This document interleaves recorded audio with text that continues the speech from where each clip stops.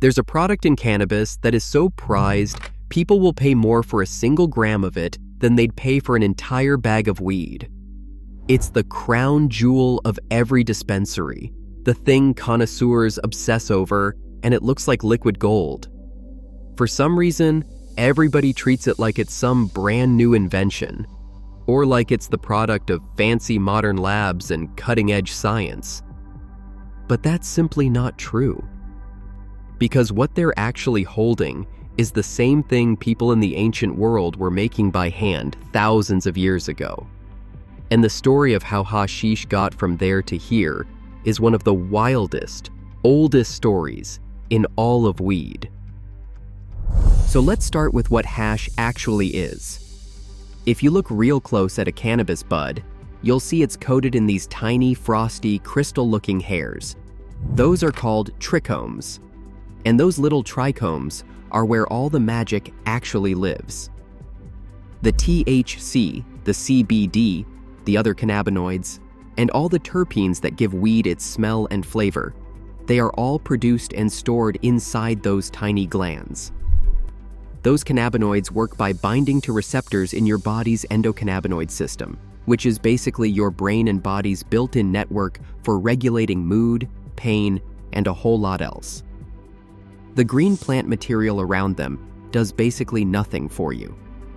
So hash, at its core, is just what you get when you separate all those potent little trichomes from the plant and press them together into one concentrated lump. Here's an easy way to picture it. Smoking flower is like eating an orange, and hash is like orange juice. It's the same exact thing, but just stripped down to the strongest, purest part of it. That's why hash is so much stronger than just plain old bud. While modern flower tests might come out somewhere around 20% THC levels, concentrates can easily hit 60%, 70%, or higher. Now here's why we say it's ancient. Cannabis, the plant has been around with humans for thousands of years, but hash, the act of actually collecting that resin and concentrating it, really shows up in the historical record over in Persia and the Arab world around 1,000 years ago, roughly between the late 800s and the 1100s AD. The word hashish itself is Arabic, and it just means grass or dried herb. For centuries, across the entire Middle East, North Africa, and parts of Asia, this was how people consumed cannabis. Not by smoking flower like we picture today, but as hash, often eaten rather than smoked, because smoking did not even arrive in that part of the world until tobacco showed up from the Americas, centuries later. And just like anything else, hash comes wrapped in legends. And I want to be straight with you about which ones are real and which ones are myth. The most famous story is the one about the assassins. The tale goes that a secretive leader named Hassani Saba, operating out of a mountain fortress in Persia around the year 1090, would drug his young followers with hashish to turn them into fearless killers, and that the very word assassin comes from hashishin, meaning hashish user. It's a wild story, and it got carried back to Europe and repeated for centuries. But most serious historians think it's basically propaganda. The word hashishin was more likely an insult, something like calling them rabble or low class, thrown at the group by their enemies. There's no real evidence these guys were actually getting high and going on missions, so the word might genuinely trace back there. But the stoned killer part is almost certainly a myth. There's another origin legend about a Persian holy man named Sheikh Haydar, a quiet monk who supposedly wandered into a field one hot day, ate some cannabis, and came back glowing and chatty, then shared the secret with his followers. That one's also folklore, but it points at something that's actually true, which is that it was Sufi mystics, these wandering Islamic holy men, who really spread hash use across the region. For them, it wasn't about partying. It was a tool to reach a deeper spiritual state. And that spiritual thread runs through the whole story of hash, all the way over to India, where cannabis is tied to the worship of the god Shiva. and holy men called sadhus have smoked handmade hash in clay pipes for centuries as a sacred ritual. And that actually brings us to the great hash traditions of the world, because different regions developed their own legendary styles and methods of making it. The first one is hand rubbing. Over in the Himalayas, in India and Nepal, people would take the living, fresh cannabis plants and just rub the flowers between their hands, and the sticky resin would build up on their palms. They would scrape it off and roll it into balls that they called karas. The second method is dry sifting, used in drier places like Morocco, Lebanon, and Afghanistan. The dried up plants would get beaten or rubbed over fine screens so the trichomes can fall through as a powder. That powder would then be pressed into blocks.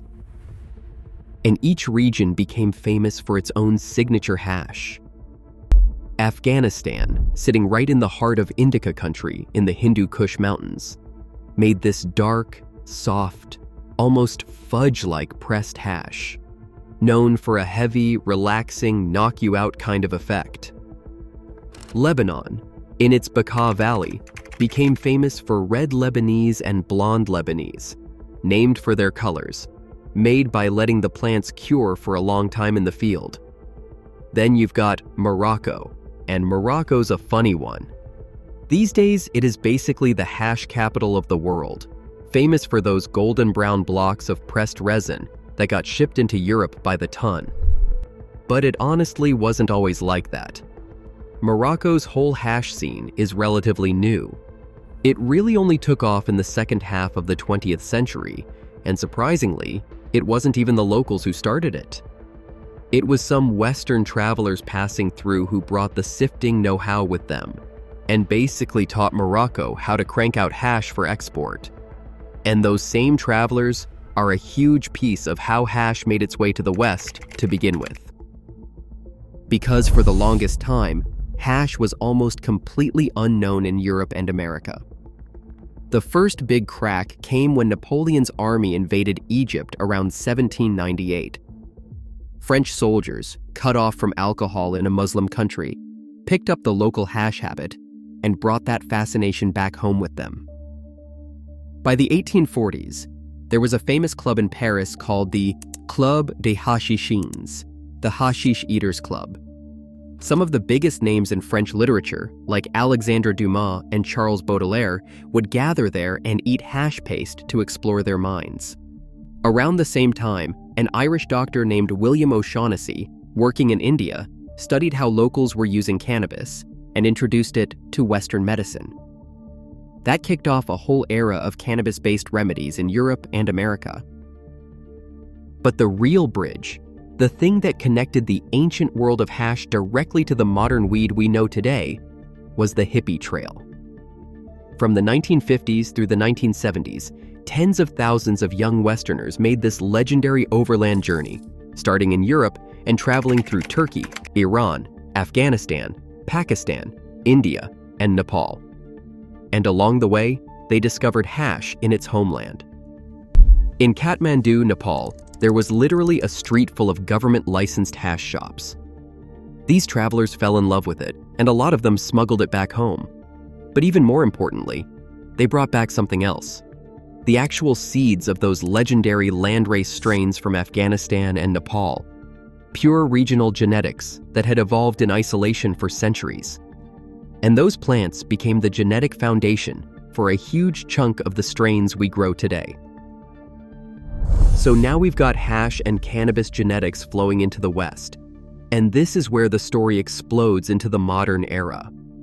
Western growers and smokers took that ancient idea of separating trichomes and started innovating like crazy. The first big leap came in the late 1990s with the invention of bubble hash, also called ice water hash. The breakthrough was using ice water. It turns out, if you get the trichomes really cold, they become brittle and snap right off the plant. And since they are heavier than water, they sink and can be collected through fine mesh screens. Who exactly invented it is genuinely debated. A few different names are in the mix. Reinhard Delp, Mila Jansen, who is often called the Hash Queen, and a Canadian known as Bubble Man, who refined the mesh bags that became the industry standard. The honest answer is that no single person invented it. It came out of a whole collaborative scene around 1997 to 1999. But that ice water method is huge because it is solventless. It is just ice, water, and weed, the cleanest possible way to make a concentrate. Around the same time, things went in a different, more chemical direction too, with hash oil, specifically butane hash oil, or BHO, where butane is used as a solvent to strip the THC off the plant, producing those super potent products you have heard of like shatter and wax, often testing 70 to 90% THC. This stuff became the king of the dabbing scene through the 2000s and the early 2010s. Dabbing, by the way, is just the act of vaporizing a little dab of concentrate off a super hot surface and inhaling it, and it became its own whole culture, even getting its own holiday. That is 710, which spells oil upside down, which is why July 10th became the official concentrate holiday for the whole dabbing community. But then came the invention that brought the whole story full circle, back to its clean, solventless roots. In 2015, a California grower named Phil Salazar was messing around, trying to make some low-grade bubble hash easier to dab. So he took a hair straightener, one of those flat heated irons, and pressed a small piece of hash between it, and out squeezed this pure, golden, dabbable oil. No solvents needed, just heat and pressure.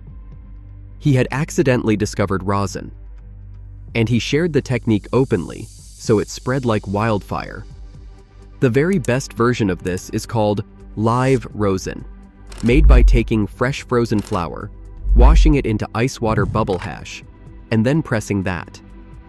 And that right there, live rosin, is the pinnacle of the entire cannabis market today.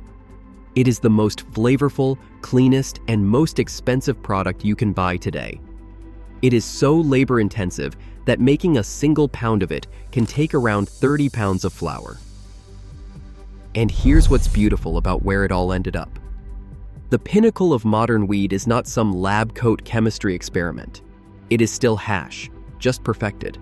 And nobody proves that better than one man who actually lived the whole journey, a man named Frenchy Cannoli. Born in France, he spent the 1970s and the 1980s traveling through India, Nepal, and Morocco, learning the ancient art of hash making from the old masters. Then, he spent the rest of his life out in California, taking those ancient temple ball techniques and combining them with modern ice water extraction, teaching a whole new generation. He was living proof of the connection, a man who learned from thousand-year-old traditions and helped build the cutting-edge, solventless scene we have now. So when you step back and look at the whole picture, it's honestly beautiful. After decades where American flower and chemical concentrates nearly wiped traditional hash off the map, the single most coveted, expensive, and most connoisseur-worshipped product in all of legal weed today, solventless hash rosin, is a direct descendant of the exact craft that Persian mystics, Himalayan hand rubbers, and Moroccan sifters perfected over 1,000 years ago. Modern cannabis didn't move past hash. It circled all the way back to it. Every dab, every concentrate, every gram of rosin behind that dispensary glass is just the latest chapter in a story that started 1,000 years ago, with someone separating those tiny crystals by hand. So what about you? Are you a hash and rosin person, or do you still prefer good old flower? Let me know down in the comments below. And if you enjoyed this one, do me a favor and hit that like button. Subscribe for more deep dives like this one, and I'll catch y'all in the next one.